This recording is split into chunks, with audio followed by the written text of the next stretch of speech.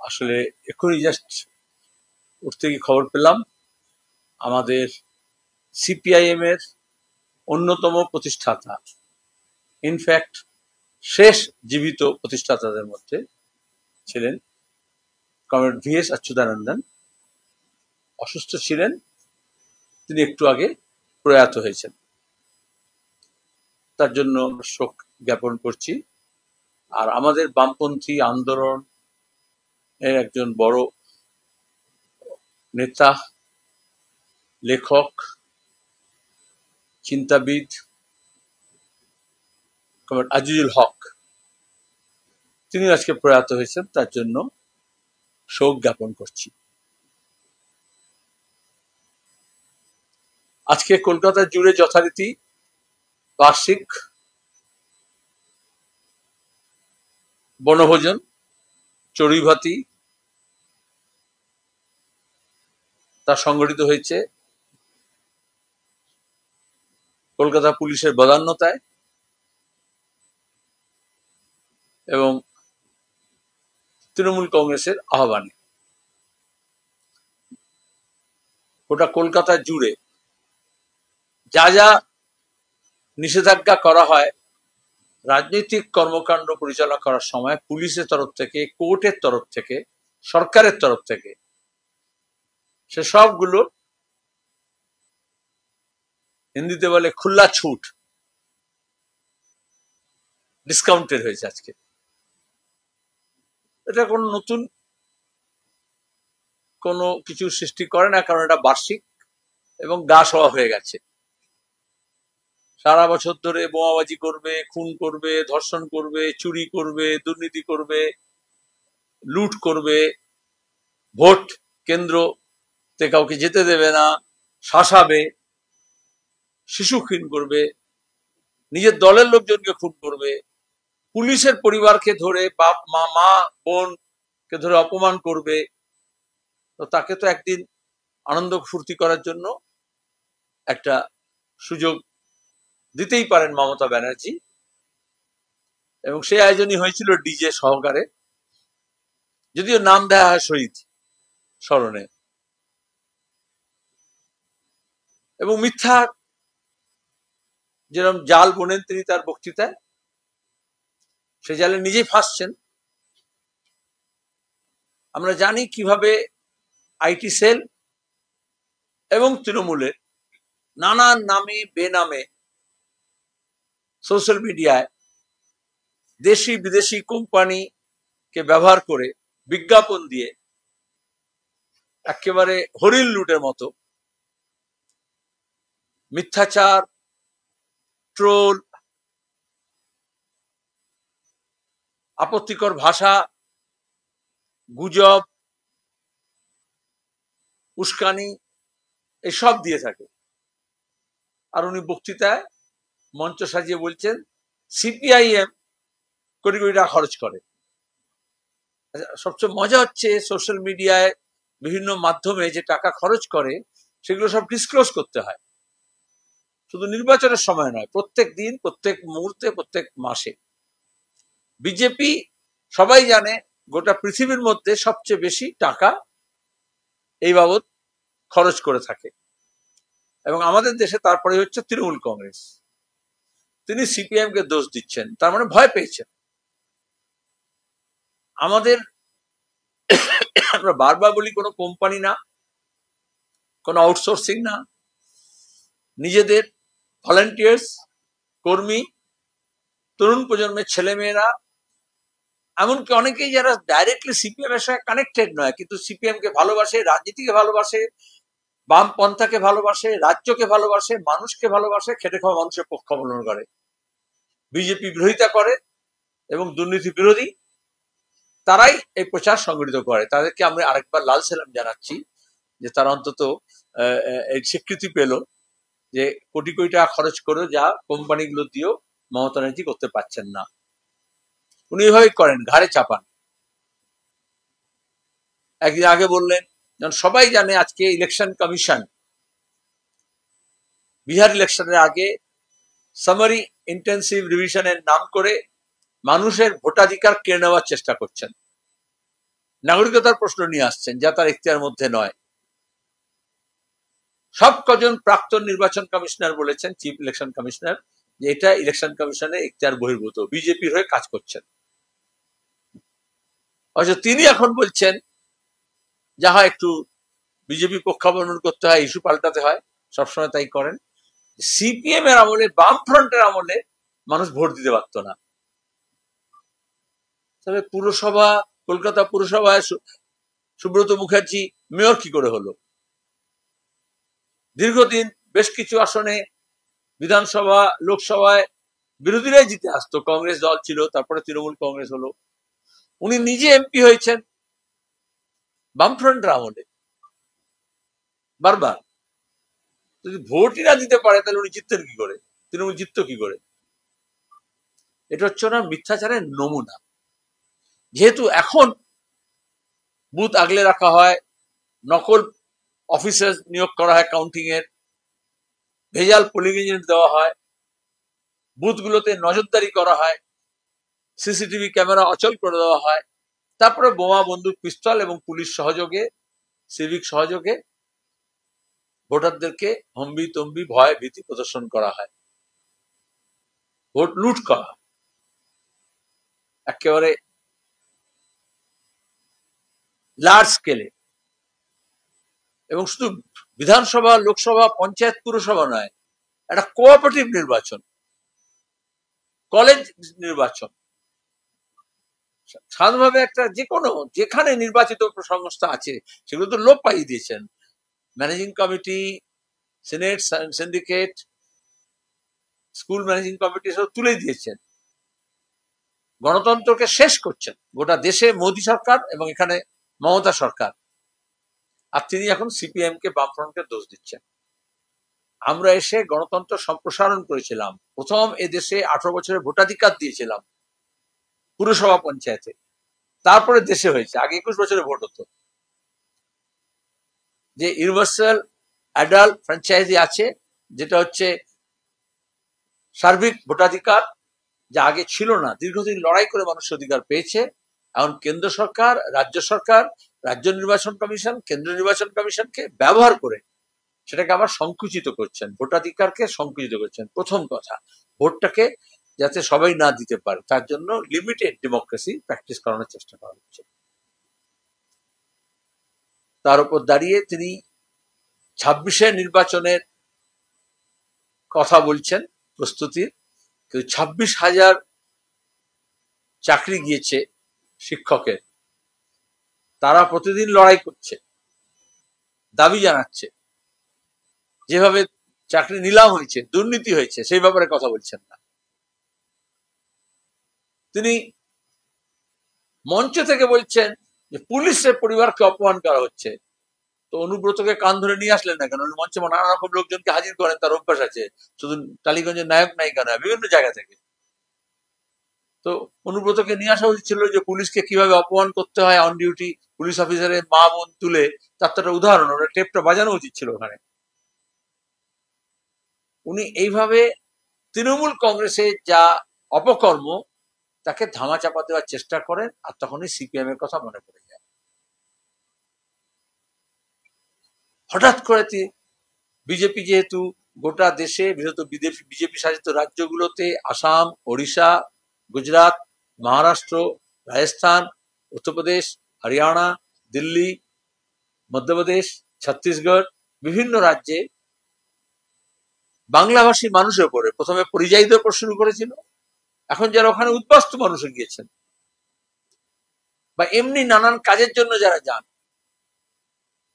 তাদের উপরে যখন অত্যাচার করছে, নিগ্রহ করছে, হেনস্থা করছে, এদেশের নাগরিককে বাংলাদেশি তকমা দিয়ে পাঠিয়ে দেওয়া হচ্ছে জোর করে বাংলাদেশে। বাঙালি মানেই বাংলাদেশি, এরকম একটা আরএসএস এর তত্ত্ব হাজির করছে। তিনি নিজে যখন ভোটার লিস্টে বাংলাদেশিদের নাম আছে বলে ভোট করতে দেবো না 2006 নির্বাচন আগে বলেছিলেন, এখন দাঁড়িয়ে হঠাৎ তিনি নতুন করে ভাষা আন্দোলন হবে বলছেন। বাংলা ভাষাকে চৌপাট করে দিয়েছেন। ভাষা শিক্ষা, ব্যাকরণ, বাংলা মাধ্যম স্কুল, বাংলা বিভাগ, বিভিন্ন কলেজ বিশ্ববিদ্যালয়ে বাংলা সংস্কৃতি তাকে লাটে তোলার চেষ্টা করেছেন। এমনকি যে বাঙালি সাহিত্যিক কবি কিছু ছিল তাদেরকেও দলে ঢুকিয়ে তাদের সব সৃজনশীলতা শেষ করে দিয়েছেন। গায়ককে, লেখককে, কবিকে, সাহিত্যিককে, যে সমস্ত প্রতিষ্ঠান আমরা গড়ে তুলেছিলাম, একাডেমি, সেগুলো সর্বনাশ করেছেন। রাজনৈতিক মঞ্চে দাঁড়িয়ে চিৎকার করলে তিনি ভাষা আন্দোলন করে দেবেন?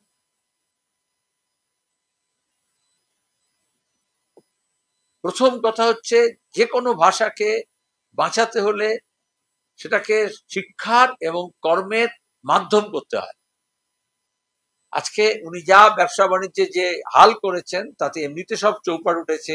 বাংলা ভাষা পড়াশোনা করে চাকরি বাকরি বাজার কমে গিয়েছে, এ রাজ্যে চাকরি বাজার কমে গিয়েছে, তবেই পরিযায়ী হচ্ছে লোকে, এবং গোটা অর্থনীতিকে চৌপাট করে দিয়েছেন। প্রত্যেকটা ভাষার মর্যাদা, সেটা আরো নানান সামাজিক, আর্থিক, রাজনৈতিক, প্রশাসনিক, শিল্প, সাহিত্য, সংস্কৃতির সঙ্গে যুক্ত, সেগুলোকে চৌপাট করে দিয়ে তিনি এখন জাগো বাংলা করতে চাইছেন। যদি সাহস থাকে তাহলে এই তো পার্লামেন্ট সেশন শুরু হচ্ছে, আমরা দেখব তৃণমূল কংগ্রেসের এমপিরা সংসদে কি ভূমিকা পালন করে। আমরা দেখব সংসদীয় দল কোন কোন রাজ্যে গেল আক্রান্ত মানুষের পাশে, আক্রান্ত বাংলাভাষী মানুষের পাশে দাঁড়ানোর জন্য। আমরা দেখব এই সরকার পরিযায়ী শ্রমিকদের স্বার্থে ডাইরেক্টরেট তৈরি করে কিনা আমাদের রাজ্যে। আমরা দেখব জেলাগুলোতে বিশেষ দপ্তর খুলে জেলা থেকে যারা যাচ্ছে বিভিন্ন রাজ্যে কর্মসূত্রে, তাদের ব্যাপারে তাদের তথ্য এবং তারপরে তাদের নিরাপত্তা, তাদের সামাজিক সুরক্ষা, সে ব্যাপারে কতটা সচেষ্ট ভূমিকা পালন করছেন। আমরা দেখব তিনি বিভিন্ন রাজ্যে যেখানে ঘটনা ঘটছে সেখানকার মুখ্যমন্ত্রীদের কবে চিঠি লিখবেন। আমরা দেখব বিধানসভায় তিনি বিশেষ অধিবেশন ডেকে কবে প্রস্তাব পাস করবেন যে সংবিধান অনুযায়ী কেন্দ্রীয় সরকারের দায়িত্ব ইন্টারনাল মাইগ্রেশনের। সেই সংবিধানের কথা মনে করিয়ে দেবেন যে কেন্দ্র তালিকাভুক্ত কাজ একটা রাজ্য থেকে আরেকটা রাজ্যের মানুষ যখন যাবেন, এটা শুধু বাংলা বলে কথা নয়, গোটা দেশে এক স্থান থেকে আরেক স্থানে যাওয়ার, বসবাস করার স্বাধীনতা আছে, সাংবিধানিক অধিকার আছে সব মানুষের। এখানে আসামে যা বলেছে, অন্যান্য রাজ্যে যা করছে, তার বিরুদ্ধে একমাত্র বিধানসভায় প্রস্তাব পাশ করে তাকে সব রাজ্যে পাঠাতে হয় যে এই কাজটা, এবং কেন্দ্র সরকারকে পাঠাতে হয় যে এই কাজটা তোমরা করতে পারো না, এটা সংবিধান বিরোধী। বলুন, আপনাদের কোনো প্রশ্ন থাকে? কোন প্রশ্ন আছে?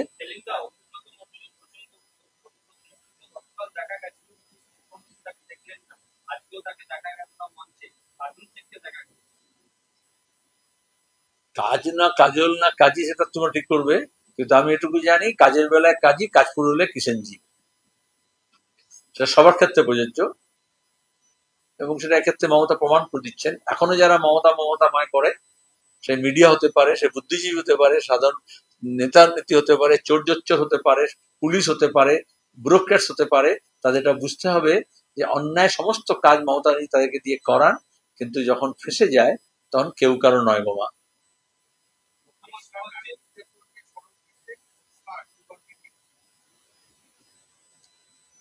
একটা সিলেক্টিভ ব্যাপার থাকে, উনি কবে সরব কবে নীরব সেটা তার রাজনৈতিক স্বার্থ দেখে করে। যদি অন্যায়ের বিরুদ্ধে হয় কেউ, তাহলে সব অন্যায় অন্যায়, আর যদি অন্যায়কে প্রশ্রয় দেয় কেউ, তাহলে সেও সমান দোষী। সাউথ কেটা ল কলেজে যা হয়েছে, তৃণমূলের ছাত্রী নেত্রীকে তৃণমূলের নেতা মমতা ব্যানার্জি এবং তার ভাইপোর প্রশ্রয় যারা বেড়ে উঠেছে, ধর্ষণ করেছে, এবং তিনি কলেজ প্রশাসনগুলোতে এমন সব তাবেদারকে বসিয়ে রেখেছেন তৃণমূলের নেতাদেরকে, যারা আবার আউটসোর্স করে দিয়েছে, লিজ দিয়ে দিয়েছে এই সমস্ত গুন্ডা বদমাশ তোলাবাজদের, যারা গোটা কলেজকে নিয়ন্ত্রণ করবে, শিক্ষা প্রতিষ্ঠানগুলোকে। সেখানে তিনি সরব কি করে হবেন?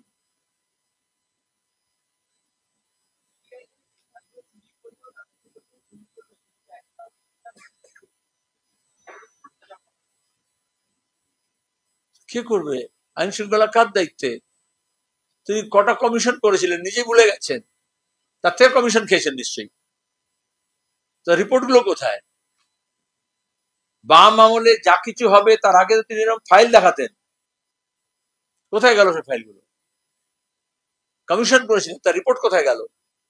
এমনকি বাম আমলে নয়, পুরনো কংগ্রেস আমলে যা ঘটেছিল তার সম্পর্কে কমিশন করেছিলেন, একটা রিপোর্ট বার করেছেন?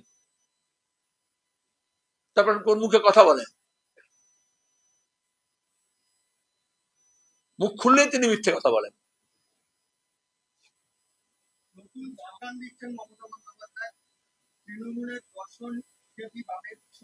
কি তৃণমূলের ধর্ষণ?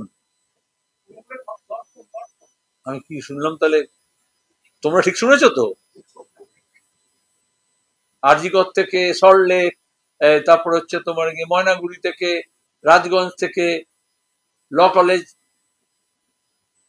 ওটা হ্যাঁ, মমতা ব্যানার্জি উচ্চারণ করেন, অনেক সময় জোড়া শব্দ বলতে পারেন না, রেফ রকা রফলা বলতে পারেন না। ঠিক মতো খেয়াল করো কি বলেছেন।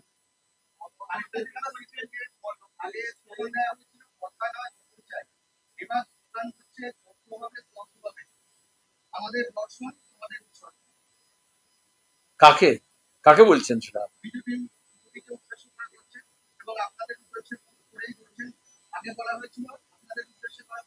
আমি বললাম লক্ষ লক্ষ টাকা খরচ করে তৃণমূল বিজ্ঞাপন দিয়ে সোশ্যাল মিডিয়া এবং মিডিয়ায় নিজের প্রচার করে। তোমরা বিনা পয়সা কেন প্রচার করছো?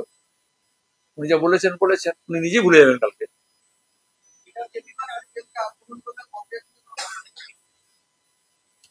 ওকে জিজ্ঞেস করো।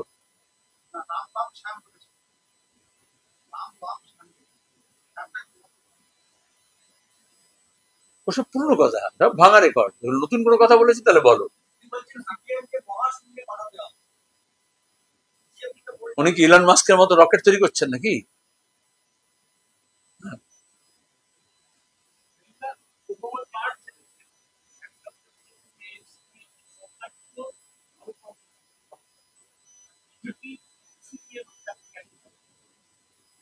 প্রথম কথা হচ্ছে সিপিএম এর সরকার হয়নি। সিপিএম এর রাজনীতি এটাই, এখনো পর্যন্ত আমরা সিপিআইএম এর সরকার তৈরি করিনি। যেখানে সিপিআইএম এর 2/3 বহুমত ছিল, সেখানেও নয়, ত্রিপুরায়ও নয়। আমরা বামফ্রন্ট সরকার তৈরি করেছিলাম, সেটা বামফ্রন্ট সরকার ছিল। অন্যত্র কেরালায় যখন সরকার করেছি, বাম গণতান্ত্রিক ফ্রন্ট সরকার করেছি। উনি যখন এক সময় 21 দল 22 দল নিয়ে সব মহাজোটের কথা বলতেন, বিজেপিকে নিয়ে, মাওবাদীদের নিয়ে, সবাইকে নিয়ে, এখন সব কথা বলেন না। এখন তৃণমূলের সরকার বা মমতার সরকার, এই তো বলছেন। ওনার রাজনীতি ব্যাপারে এসব সূক্ষ্ম ব্যাপারগুলো উনি মাথায় নেন না। আর নরকঙ্কালে সরকার ছিল, এখন বলছেন তিনি। উনি তো জয় মা কালী বলে প্রায় মোটামুটি নরমুন্ডের মালা অদৃশ্য পরে ঘুরে বেড়াচ্ছেন। প্রতিদিন তৃণমূলের অনেক নরমুন্ড আছে তার মালার মধ্যে।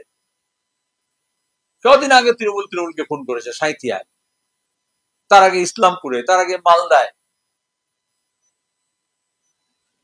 কালীঘাটের আর শান্তিনিকেতনের আলমারি খুললে অনেক স্কেলিটন বেরিয়ে আসবে। There are many skeletons inside the cupboard of Mamata Banerjee.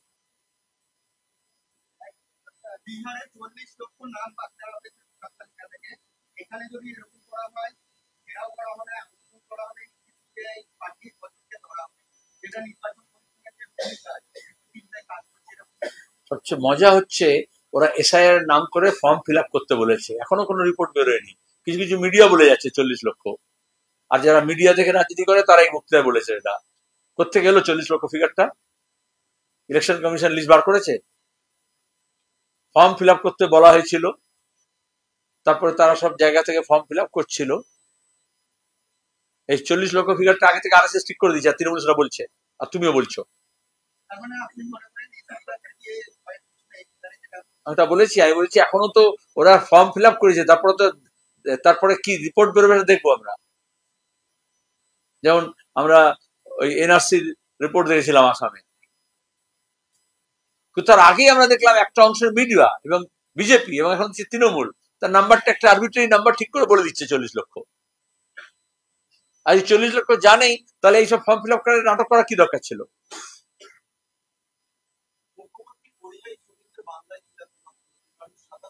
এর আগেও বলেছিলেন যখন আফরাজুলকে পুড়িয়ে মেরেছিল রাজস্থানে, কি করেছেন তারপরে তিনি? মালদা জেলায় সমাবেশ করেছি আমরা, এর মধ্যে 3 বার যাওয়া হয়েছে ডিএম এর কাছে। উনি বলেছিলেন ফিরে আসলে 50,000 করে টাকা দেওয়া হবে, সবাই ব্যবসা করবে। কটাকে দিয়েছেন? চ্যালেঞ্জ, কটাকে দিয়েছেন? ফিরে আসলে কজনকে চাকরি দিয়েছেন? আর ওরা যাচ্ছে এই জন্যই যেখানে কাজ নেই বলে। আমি বললাম উনি মুখ খুলে মিথ্যে কথা বলেন, সে মিথ্যে তুমি কেন বলছো আর আমাকে দিয়ে কেন বলাচ্ছ? উনি তো বলেছেন 99% কাজ শেষ করে দিয়েছি, বলেননি? বিশ্বাস করো, উনি তো বলেছেন পথশ্রী, তার রাস্তাঘাটে সব একদম শ্রী ফিরিয়ে ফেলেছেন। রাস্তাঘাটে ঘুরলে কি তাই দেখে মনে হচ্ছে? ওনার মিথ্যে কথা প্রচারের যন্ত্র মিডিয়া যাতে না হয় সেটা দেখতে হবে।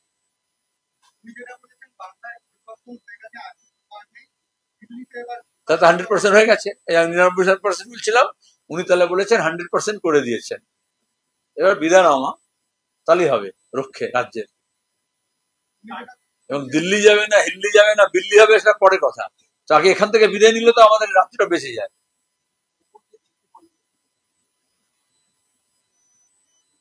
সবাই জানে এটা লোকসভা নির্বাচন নয়, বিধানসভা নির্বাচন। 26-এ কথা বলছো তোমরা। উনি কিরকম তাহলে কায়দা কানুনটা এটাই তো ওনার প্রচার।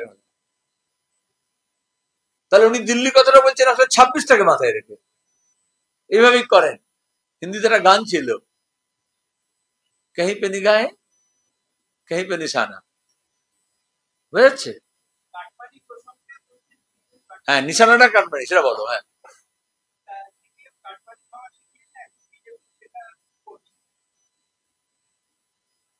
তো বিজেপিতে কে আছে? উনি যাকে সঙ্গে নিয়ে কাটমানি ইন্ডাস্ট্রি তৈরি করেছিলেন সে শুভেন্দু আছে বিজেপিতে। চিটফান্ড নিয়ে দুজন মিলে একসঙ্গে কাজ করেছেন, চাকরি চুরি একসঙ্গে করেছেন, চাকরি নিলাম একসঙ্গে করেছেন। এখন যারা বিজেপিতে আছে তার মধ্যে কয়েকজনকে বাদ দিলে তারা সব মমতার ওই কারাপশনের ইন্ডাস্ট্রি থেকে বেরিয়ে এসছে।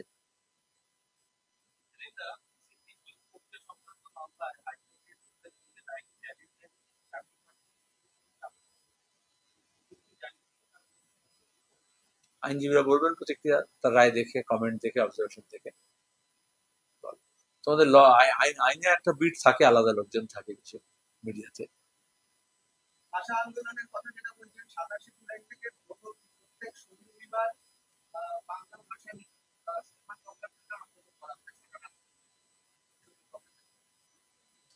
প্রথমত উনি একটু বাংলা ভাষাকে মহিমামণ্ডিত করুন, একটু কম বলুন, অপশব্দ প্রয়োগ করতে বারণ করুন, বাংলা মাধ্যম স্কুলগুলোর শিক্ষক নিয়োগ করুন সুষ্ঠুভাবে, কলেজ বিশ্ববিদ্যালয় যাতে রাজ্য সরকার পরিচালিত যে সংস্থাগুলো আছে সেখানে শিক্ষার পরিবেশ ফিরে আসে। তিনি নিজে একটু বাংলায় বই লেখা বন্ধ করুন, কবিতা লেখা বন্ধ করুন, এপাং ওপাং ঝপাং করা বন্ধ করুন।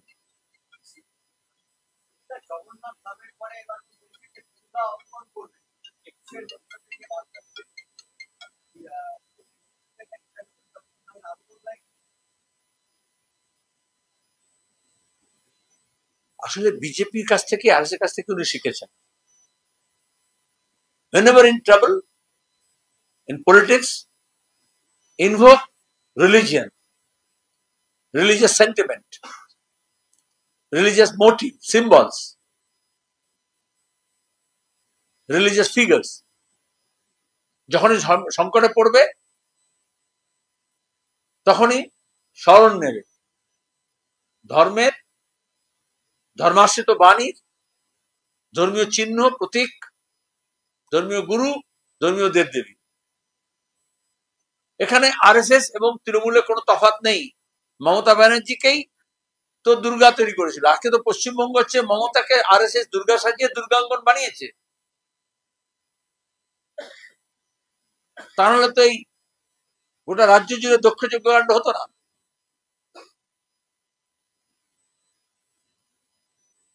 আর এখন যখন ভোট আসছে, মোদী এসে করলো না দুর্গা কালী, এখানে এসে করছে বিজেপি, আজকে তৃণমূল তাই করেছে। দুজনের স্ক্রিপ্ট রাইটার এক।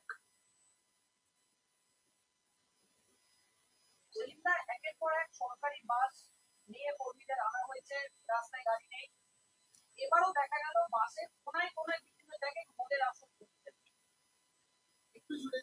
আমার কাছে একটা কুপন আছে, কালকে কুপন ইস্যু করা হয়েছিল যে একটা বাংলা মদ বলে তৃণমূলের স্ট্যাম্প দিয়ে আর কি। কোনায় কোনায় কেন বলছো? মদ ছাড়া তৃণমূল বাঁচতে পারে? পরে একদিন আলাদা প্রেস কনফারেন্স করে বলবো, আমাদের রাজ্যে প্রত্যেকটা মদের বোতলে ছিপি সিল হয়, তার বিনিময়ে অভিষেক অ্যাকাউন্টে টাকা যায় বেনামে। পরিষ্কার বলছি, ছিপি হয় না, এক্সাইজে সিল করা হয়। বিহারে মদ নিষিদ্ধ হয়েছে বলে, আগে আমি রায়গঞ্জের এমপি ছিলাম তো, ধরিও ছিলাম, এখানে বেআইনি ইলিসিট নকল ভেজাল মদ তৈরি হতো সীমানায় এবং ওখানে চালান হতো। এখন মোটামুটি এই অভিষেকের ঘনিষ্ঠ লোকজন সব বেরোবে, তারাই আবার ইউপি বর্ডারে বিজেপির ঘনিষ্ঠ ব্যবসায়ী, আর বাংলা বর্ডারে তৃণমূল ঘনিষ্ঠ ব্যবসায়ী। একটার পর একটা মদের কারখানা করেছে এই কদিনে, এই বছরে। কারণ ওখানে মদটাকে স্মাগল করতে হয়, চড়া দামে বিক্রি করতে হয়। তোমরা তো কে কি বললো তার পেছনে ছোট, যদি একটু খবর রাখতে এলাকার সীমানা এলাকায়, তাহলে কোন কোম্পানি, হ্যাঁ, কি পুরিয়া সব পেয়ে যাবে। আমি মদের কথা বললাম, বিয়ানি মদের কথা বললাম, ছিপির কথা বললাম, ভালো।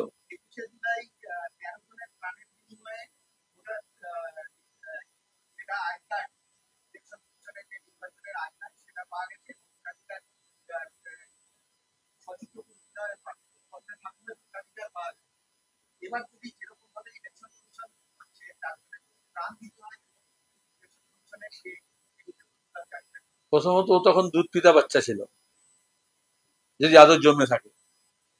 এখন তো বয়সের নিয়ে কৃষির যেমন অনেক গন্ডগোল আছে, ওরটা আমি জানি না তো এক্স্যাক্টলি কি আছে, কিন্তু এখনো পর্যন্ত যা জানি তখন দুধ পিতা বাচ্চা ছিল। এক, তুই হচ্ছে এটা থেকে পরিষ্কার হলো গোটা চক্রান্তটা ভালোই হয়েছে প্রশ্ন করে তুমি বলেছো, এবং ও বক্তৃতা করে বলেছে। তাহলে সচিত্র ভোটার আইডেন্টিটি কার্ড, পরিচয় পত্রের দাবি করে তোরা মহাকরণে কেন গিয়েছিল? মমতা ব্যানার্জি এখানে যখন নুপুর শর্মা কোনো ব্যাপার হয় তখন বলেন এখানে কেন মিছিল করছো, ওখানে গিয়ে করো। সিএনআরসি যখন হয়, ওয়াকআপ নিয়ে যখন হয়, বলে ওখানে গিয়ে মিছিল করো। আর যখন সচিত্র পরিচয় পত্র চাই এই দাবিতে তিনি মহাকরণ অভিযান করলেন। ওরা কি মহাকরণ, এখন কি এসআইআর নিয়ে যদি আপত্তি করি আমরা কি নবান্ন অভিযান করবো? এই বোধটুকু তো হওয়া উচিত ছিল। উদ্দেশ্য কিছু অন্য ছিল, যেটা মনীশ গুপ্ত রিপোর্ট থেকে বেরিয়ে এসছে।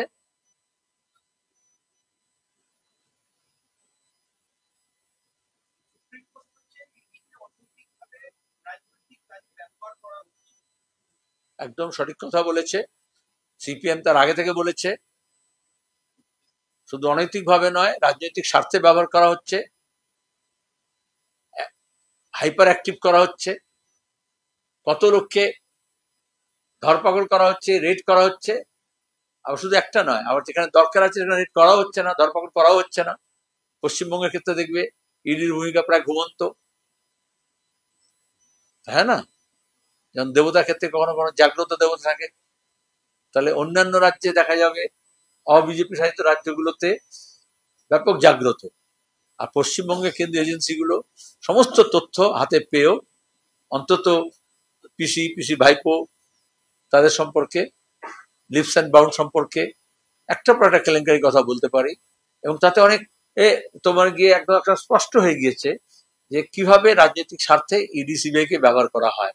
তাহলে অন্যত্র যেটা সুপ্রিম কোর্ট বলেছে, যেটাকে হাইপার অ্যাক্টিভ করা হচ্ছে ইডি সিবিআই কে, সেটা যদি বিজেপি রাজনৈতিক স্বার্থ হয় কেন্দ্রের সরকারের, তাহলে এখানে যে ইডি সিবিআই কে কাজ করতে দেওয়া হচ্ছে না বা তারা অ্যাক্টিভ নয়, সেটাও তাহলে বিজেপি রাজনৈতিক স্বার্থ।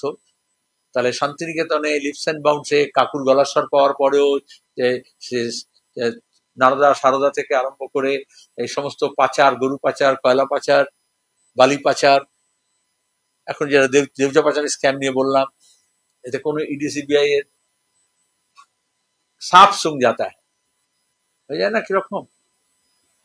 দেখবে ওই ঝাঁপিতে সাপ থাকে সাপুড়েদের, তারপরে বিন বাজায়, তখন সেই সাপটা জেগে ওঠে, ফনা তোলে, তাহলে দেখা যাচ্ছে মোদি, অমিত শাহ, আরএসএস অন্য রাজ্যে ওটাকে ফনা তুলতে বিন বাজাচ্ছে, আর এখানে যাতে ঘুমিয়ে থাকে তার ব্যবস্থা করছে।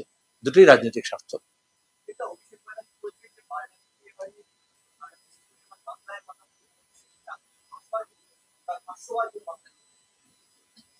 উনি জীবনে এতদিন এমপি হয়েছেন, 50 বার বলেছেন বাংলা পার্লামেন্টে বক্তৃতা, বাংলায় ছেড়ে দাও, বক্তৃতা করেছেন পার্লামেন্টে, বলেন। আর বাংলা পার্লামেন্টে তো নিয়ম আছে যে তোমার গিয়ে যে কেউ নিজের, যে আমাদের সংবিধানে স্বীকৃত 8th শিডিউলে যে ভাষাগুলো আছে, আগে একটু নোটিশ দিলেই বলতে পারে। বলতে কেউ বারণ করেনি, বলেননি কেন, বলেন না কেন?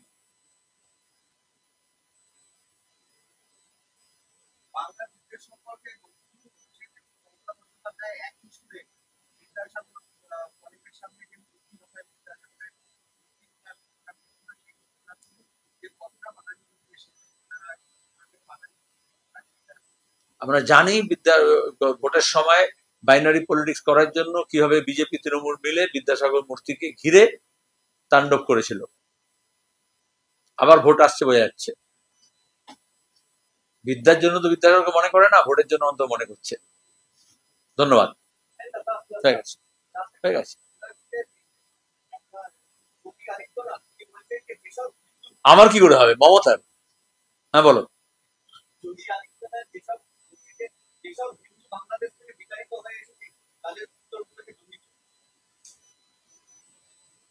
খারাপ কি? কিন্তু প্রশ্ন হচ্ছে যে কে ঠিক করবে, কে পাবে আর কে পাবে না? কে ঠিক করবে যে ধর্মের নামে হবে?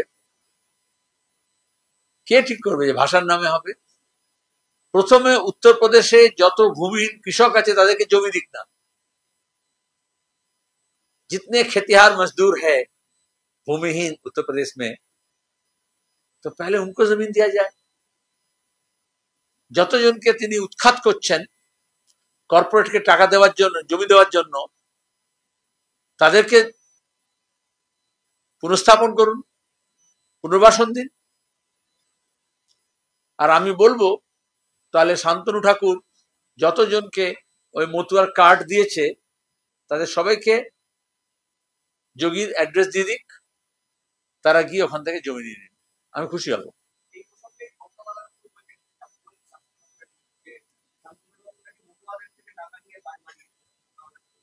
আমি শুধু কার্ডের কথা বলেছি, তুমি টাকালার কার্ড বলছো, ভালোই, ঠিক আছে, ধন্যবাদ।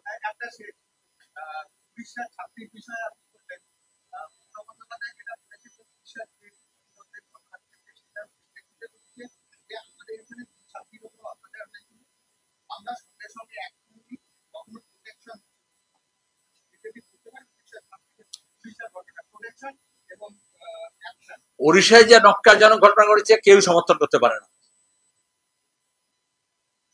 গোটা দেশে তার প্রতিবাদ হয়েছে। ওড়িশায় কংগ্রেস বামপন্থীরা মিলে বন্ধ পালন করেছে। সেই মেয়েটি আগে অভিযোগ জানিয়েছিল, মধ্যকাল সেটা, তাও প্রশাসন ব্যবস্থা নেয়নি।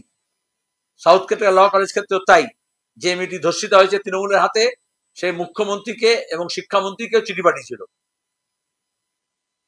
কোন লজ্জার মাথাকে তিনি এ কথা বলছেন, ব্যবস্থা নেননি, চিঠি দিয়েছিল।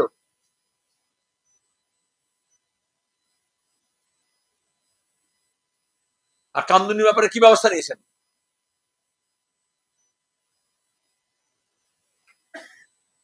পার্কশিটের ব্যাপারে এখনো প্রধান আসামি কেন ধরা পড়েনি?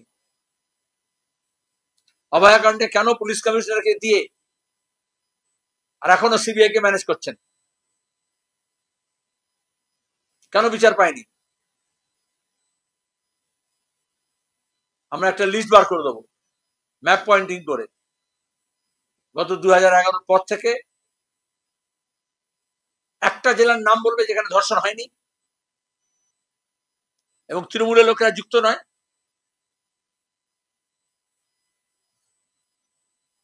কোন মুখে তিনি বলেন ব্যবস্থা নিয়েছেন? এবং সাউথ কেরালা ল কলেজের পরে একটার পর একটা কলেজে এই থ্রেড কালচারের কথা আসছে, যেমন আরজি করার পরে এসেছিল। কি ব্যবস্থা নিয়েছেন? কিন্তু উল্টে যারা থ্রেড কালচারের বিরুদ্ধে কথা বলেছে তাদেরকে শাসাচ্ছে তৃণমূল। ধন্যবাদ।